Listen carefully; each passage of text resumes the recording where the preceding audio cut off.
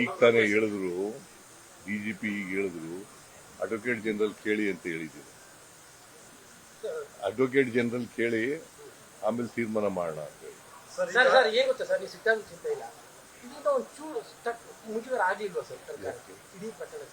ಸರ್ಕಾರ ಏನ್ ತಪ್ಪು ಏನು ಮಾಡದೇ ಮುಜುಗರ ಯಾಕಾಗುತ್ತೆ?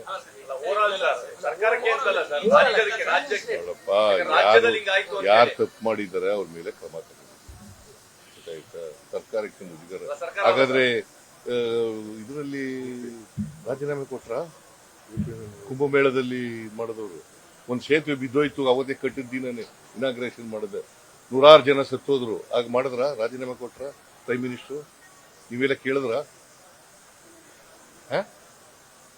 ಕುಂಭಮೇಳದಲ್ಲಿ 50-60 ಜನ ಸತ್ತೋದ್ರು, ಕೇಳಿದ್ರ ನೀವು?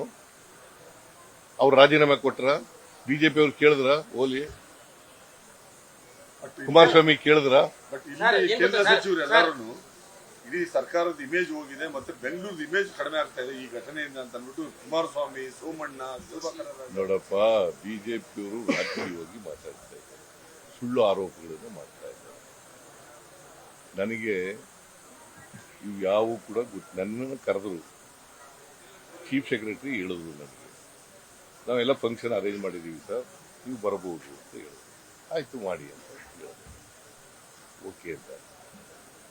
ಬಟ್ ಕ್ರಿಕೆಟ್ ಅಸೋಸಿಯೇಷನ್ ಅವರು ಕರೆದ್ರು ನನಗೆ ಇಲ್ಲಿ ಕರೀನಿಲ್ಲ, ಸ್ಟೇಡಿಯಂ ಕರೀಲಿಲ್ಲ, ವಿಧಾನಸೌಧಕ್ಕೆ ಕರೆದ್ರು. ವಿಧಾನಸೌಧದಲ್ಲಿ ಯಾವ ಅಹಿತಕರ ಘಟನೆ ನಡೆದಿಲ್ಲ.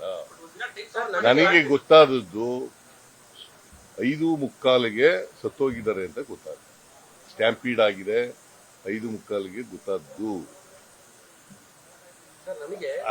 ಆಕ್ಚುಲಿ 3:50ಕ್ಕೆ ರಿಪೋರ್ಟ್ ಆಗಿದೆ ಆಸ್ಪತ್ರೆಯಲ್ಲಿ ಸತ್ತಿದೆ.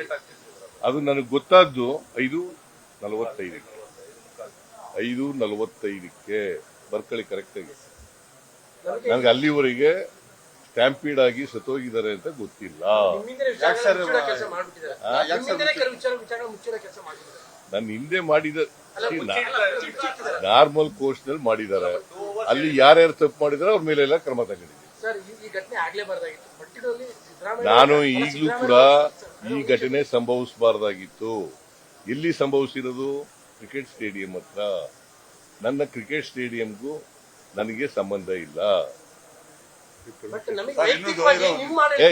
ಬಹಳ ದಿನದಿಂದ ಸರ್ ಕ್ರಿಕೆಟ್ ಸ್ಟೇಡಿಯಂ ನ ಬೆಂಗಳೂರಿಂದ ಹೊರಗಡೆ ಹಾಕ್ಬೇಕು ಅಂತ ಡಿಮ್ಯಾಂಡ್ ಇದೆ ಸರ್. ಅದನ್ನ ಪರಿಶೀಲನೆ ಮಾಡ್ತೀವಿ. ಅದನ್ನ ಯಾಕಂದ್ರೆ ಈ ತರ ನೋಡ್ಬೇಕಲ್ಲ. ಘಟನೆ ಆಗ್ಬಾರ್ದಾಗಿತ್ತು ಅನ್ನುವಂತ ನಮ್ಗಿರ್ಬೋದು. ನಿಮ್ಮ ಯಾರ ಅವಧಿಯಲ್ಲಿ ಆಗ್ಬಾರ್ದು, ನಿಮ್ಮ ಆಡಳಿತದಲ್ಲಿ ಆಗ್ಲೇಬಾರ್ದಾಗಿತ್ತು. ಬಿಜೆಪಿ ಅವ್ರ ಕಾಲದಲ್ಲಿ ಆಗ್ಬೋದಾ? ನಿಮ್ಮ ಆಡಳಿತದಲ್ಲಿ ನಮ್ಮ ಆಡಳಿತ ಇಲ್ಲಪ್ಪ. ಬಿಜೆಪಿ ಅವ್ರ ಕಾಲದಲ್ಲಿ ಆಗ್ಬೋದಾ? ಯಾರ ಕಾಲದಲ್ಲೂ ಆಗ್ಬಾರ್ದು, ನಮ್ಮ ಕಾಲದಲ್ಲೂ ಆಗ್ಬಾರ್ದು. ಬೇಸರ ಇದೆಯಾ ಅಂತ ನೋಡಪ್ಪ, ನಾನು ಆಗ್ಬಾರ್ದು ಅಂತ ಹೇಳಿದ್ದೀನಿ, ಆಗ್ಬಾರ್ದು ಅಂತ ಹೇಳಿದ್ದೀನಿ. ಮತ್ತೆ ಹದಿನೇ ಪ್ರಶ್ನೆ ಕೇಳಿದ್ರೆ ಪುನಃ 15 ಪದ ಬೇರೊಂದು ರೀತಿಯಲ್ಲಿ ಕೇಳ ಆಗಬಾರದು. I repeat I reiterate ಆಗಬಾರ್ದಾಗಿತ್ತು. ಇದು ಅಹಿತಕರ ಘಟನೆ, ಇಂಥ ಘಟನೆ ಆಗಬಾರ್ದಾಗಿತ್ತು. ನಾನು ಚೀಫ್ ಮಿನಿಸ್ಟರ್ ಆದ್ಮೇಲೆ ಇಂಥ ಘಟನೆ ಯಾವಾಗಲೂ ಕೂಡ ನಡೆದಿರಲಿಲ್ಲ, ನಡೆದಿದೆ. ಇದು ಅಧಿಕಾರಿಗಳ ತಪ್ಪಿನಿಂದ ಆಗಿದೆ ಅಂತಕ್ಕಂಥದ್ದು ಮೇಲ್ನೋಟಕ್ಕೆ ಗೊತ್ತಾಗುತ್ತೆ. ಅದಕ್ಕೆ ನಾವು ಕ್ರಮ ತಗೊಂಡಿದ್ದೀವಿ.